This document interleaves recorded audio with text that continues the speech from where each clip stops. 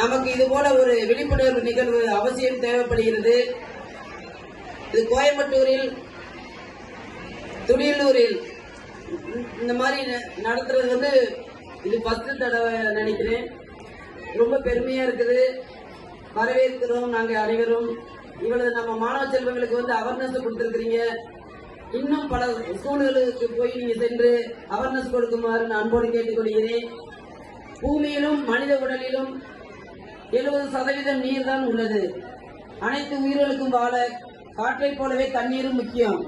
எனவே தண்ணீர் இல்லாமல் நமது வாழ்க்கை என்பது சாத்தியமில்லை.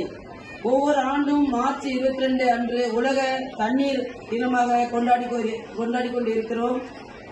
நீரின் முக்கியத்துவம் பற்றி விழிப்புணர்வை பரப்புவதற்கு, பூமி நிறைய பாதுகாப்பதற்காகவும் பிரச்சாரங்களை நடத்துவதற்காகவும் இதுதான் நல்ல கொண்டாடப்படுகிறது.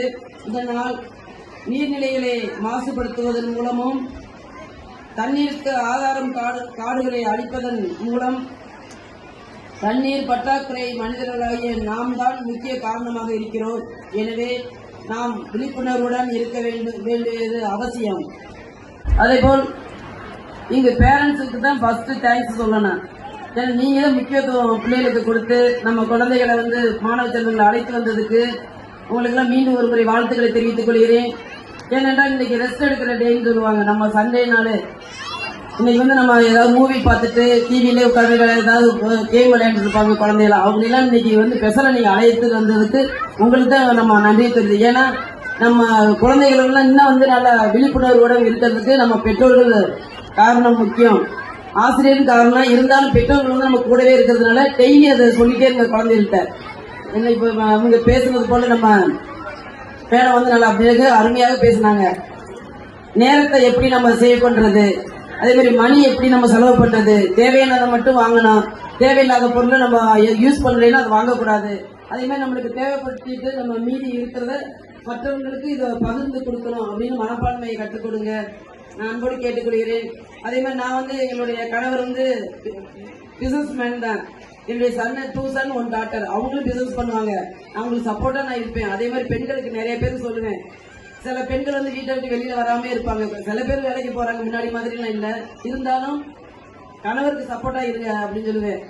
அப்பதான் அந்த குடும்பம் முன்னேற்றம் வரும். முன்னேற்றம் வந்தாதான் நம்ம நாடு நல்லா இருக்கும், ஊர் நல்லா இருக்கும். அந்த மாதிரி நம்மளால முடியும். நம்ம இப்போ நிறைய நான் தையல் மிஷின் கொடுத்துட்டு இருக்கிறேன். 1000 தையல் மிஷின் கொடுத்துருக்கேன் லேடிஸுக்கு. ஏன் நீங்க சீரியல் பார்த்துட்டே இருக்கிறீங்க, வெளியில வாங்க, சீரியல் பாருங்க, 1 2 பாருங்க, ரொம்ப அதிகமா பார்க்காதீங்கன்னு சொல்லிட்டு அவங்க எல்லாம் வெளியில நீங்க நான் டீச்சர் 3 டீச்சர் போட்டு ஃப்ரீயாவே கத்துக் கொடுக்குறோம். நாங்க அந்த மாதிரி கத்துக் கொடுக்கும் போது அந்த குழந்தைகளுக்கு தேவைப்படுறத கூட நம்ம கணவர்கிட்ட நம்ம எதிர்பார்க்க தேவையில்லை. உங்க கையில இருந்தா ஒரு 500 ஒரு 100 இருந்தாலும் சரி, 1000 ரூபாய் சேர்ந்தா நம்ம செலவு பண்ணலாம். ஏதோ கேட்கறத வாங்கி கொடுக்கலாம். அந்த மாதிரி ஏதாவது ஒரு புக்கு வாங்கி கொடுக்கலாம். அதே மாதிரி குழந்தைகளுக்கு விளையாடுறாங்க, நான் பார்த்துட்டு இருக்கிறேன். இருந்தாலும் இன்னும் விளையாட்டுல நல்லா அவங்களுக்கு அவேர்னஸ் கொடுத்து நல்லா விளையாடணும். அதே மாதிரி உடல் ரீதியா ஆயில் ஐட்டத்தெல்லாம் கொடுக்காம நல்ல சத்துள்ள பொருளை கொடுத்து குழந்தைகளை நல்ல நம்ம எடுத்துக்காட்டாக வாழ வைக்கணும் அன்போடு கேட்டுக்கொள்கிறேன். அதே மாதிரி குழந்தைகள் சிறு சிறு உதவிகளும் பெற்றோர்களுக்கு செய்யணும். நம்ம வேலை செய்யாம நம்ம வச்சிருக்க கூடாது. என்னையெல்லாம் நான் இப்ப எல்லாருமே நீ ஆச்சரியப்படுவாங்க. ஒரு வீட்டுக்கு வந்துட்டா ஒரு 100 பேர் வந்துட்டா கூட நானே சமையல் செஞ்சிருக்கேன். எந்த வேலையா இருந்தாலும் சரி. அதே மாதிரி மற்றவங்களும் கேட்பாங்க, நீ வெளியில வாங்கிட்டு ஹோட்டல்ல வாங்கிட்டு கொடுக்கலாம் அப்படின்னு. நான் சொல்லுவேன், நம்மளே செஞ்சிடலாம் அப்படின்னு. அந்த அளவுக்கு ட்ரெயினிங் கொடுத்தது யாரு? நம்ம அம்மாச்சி, தாத்தா, பாட்டி, அதுக்கப்புறம் அப்பா அம்மா. எங்க அப்பா ஒரு ஆர்மியில தான் இருந்தாங்க. இருந்தாலும் அதனுடைய பழக்க வழக்கங்களை கற்றுக் கொடுத்ததுனாலதான் இந்த அளவுக்கு நம்ம உயர்ந்து நிக்க முடியுது, சர்வீஸ் பண்ண முடியுது. என்னுடைய கணவர் அடிக்கடி கேட்பாங்க, ஏன் நீ வெளியில ஏன் இந்த மாதிரி போயிட்டு இருக்கிற அப்படின்னா, நான் சர்வீஸ் பண்ண போறேன், நீங்க பிசினஸ் பண்றீங்க, நான் சர்வீஸ் பண்றேன் அப்படின்னு. அதே போல அந்த சர்வீஸ் மைண்ட் எல்லாம் நீங்க சின்ன வயசுலயே கற்றுக் கொடுக்கணும். நம்மள்ட்ட இருக்கிறத நிறைய இருந்தா டிடி அந்த மாதிரி செக்கு அந்த மாதிரி கொடுக்கலாம். இல்லையா நம்மளால வேலை செய்ய என்ன முடியுதோ இருக்கிறத பகிர்ந்து சாப்பிட்றதுக்கும் அந்த மாதிரி சின்ன வயசுல நம்ம என்ன சாப்பிட்டு இருந்தாலும் இதை கொஞ்சமா பக்கத்துல இருக்கிறவங்களுக்கு கொடுத்துட்டு சாப்பிடணும் அப்படின்னு சொல்லி கொடுங்க. நான் என்னுடைய கிராண்ட் டாட்டர், எனக்கு ஒரு கிராண்ட் சன் இருக்காங்க, அவங்களுக்கு அதை நான் கற்றுக் கொடுக்குறேன். அந்த பேபி கார்ல வந்தவங்களாம் சொல்லுவாங்க, நான் நிறைய பேர் பேபி கார் வீட்டுக்கு நான் போயிருக்கேன் மேடம், ஆனா உங்க வீட்டுல நீயா பாப்பா சாப்பிடும் போது எங்களுக்கெல்லாம் கொடுத்துட்டு தான் சாப்பிடுறாங்க அப்படின்னு. அதுபோல் நம்ம குழந்தைகளை அந்த மாதிரி வளர்க்கணும்னு நான் கேட்டுக்கிறேன். இருந்தாலும் நம்ம இப்பெல்லாம் வந்து நிறைய குழந்தைகளை நம்ம பெற்றெடுக்கிறது இல்ல. ஒரு குழந்தை 2 குழந்தையோட எல்லாருமே இருக்கிறாங்க. இருந்தாலும் நம்மளால முடிஞ்ச ஹெல்ப் வந்து நம்ம குழந்தைகளுக்கு சொல்லி கொடுத்துட்டே இருக்கணும்னு தான் நான் சொல்லுவேன். நிறைய கிளாஸுக்கு அனுப்புவேன். அது மாதிரி என்னுடைய குழந்தைகள் எல்லாம் அதே மாதிரி நீங்களும் அதே மாதிரி அனுப்பி நம்ம பிள்ளைகள் வந்து வெற்றிகரமாக வாழ வேண்டும். ஏமாற்றம் மாதிரி போகக்கூடாது. அதே மாதிரி எதை சாப்பிடணும் எதை சாப்பிடக்கூடாது.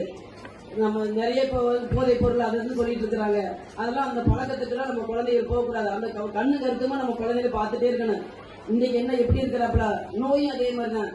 எதனால வருது? வேற ஏதாவது கண்டதையும் நம்ம சாப்பிட்டுட்டு வேற நோயெல்லாம் வருது. அந்த அளவுக்கு நம்ம வந்து அவேர்னஸ் கொடுத்துட்டே இருக்கணும் பிள்ளைகளுக்கு. இதை நீங்க சாப்பிடணும், இது நல்லது, உடம்புக்கு ஹெல்த்துக்கு நல்லதுப்பா, இது சாப்பிடக்கூடாது அப்படின்னு ஃபர்ஸ்டே நம்ம சொல்லிட்டோம்னா மைண்ட் செட் பண்ணிடுவாங்க குழந்தைய. அதே மாதிரி பெற்றோர்கள் வந்து கண்டிப்பாக குழந்தைகளுக்கு நீங்க டெய்லி சொல்லிட்டே இருங்க. சாப்பிட முன்னாடி சோப்பு போட்டு கழுவிட்டு தான் வரணும். சும்மா கை கழுவிட்டு அவசரமா ஓடி வருவாங்க. அதெல்லாம் நீங்க ஏத்துக்கிறாதீங்க. அங்க வந்து நிறைய கிருமி எல்லாம் பல இடத்துலயும் போய் தொடுறாங்க, கை வைக்கிறாங்க. சோப்பு போட்டு கை கழுவிட்டு தான் வந்து சாப்பிடணும்னு சொல்லி கொடுங்க. சுத்தத்தை சொல்லிக் கொடுங்க. அதே மாதிரி நம்ம உடம்பு எப்படி இருக்கணும், வாட்டர் அதே மாதிரி குடிக்கிறத சொல்லி கொடுத்துருந்தாங்க. அதே மாதிரி வாட்டர் நிறைய குடிக்கணும்னு சொல்லிட்டு எல்லாரும் அனைவரும் சொல்லிக் கொடுக்குமாறு அன்போடு கேட்டுக்கொள்கிறேன். மேலும் நீரின் முக்கியத்துவம் உணர்ந்து நீர்வளம் ஆதாரங்களை பாதுகாக்கவும் மேம்படுத்தவும் நவீனப்படுத்தவும் தொலைநோக்கு பார்வையோடு திட்டங்களை உருவாக்கி வரும் தமிழக அரசுக்கு நாம் முழு ஒத்துழைப்பு கொடுத்து வர வேண்டும் என்று உங்களிடம் கேட்டுக்கொள்கிறேன். உங்கள் அனைவருக்கும் கேட்டுக்கொண்டு இதுபோல ஒரு வாய்ப்பு கொடுத்த நல்ல உள்ளங்களுக்கு என்னுடைய நன்றியும் பாராட்டுகளையும் தெரிவித்துக் கொண்டு நன்றி பெறுகிறேன். வெற்றி பெறுகிறேன். நன்றி, வணக்கம். Thank you so much ma'am.